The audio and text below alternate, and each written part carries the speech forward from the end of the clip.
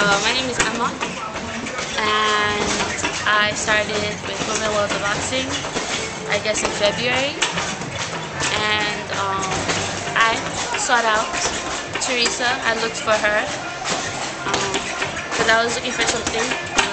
I like exercising, and I'd always been interested in boxing, but my mother and my parents were always scared because they don't want me getting hit. But we felt really comfortable with Teresa. She took care of me, and the rest is history, I guess. I came here, I started boxing, and now I love it.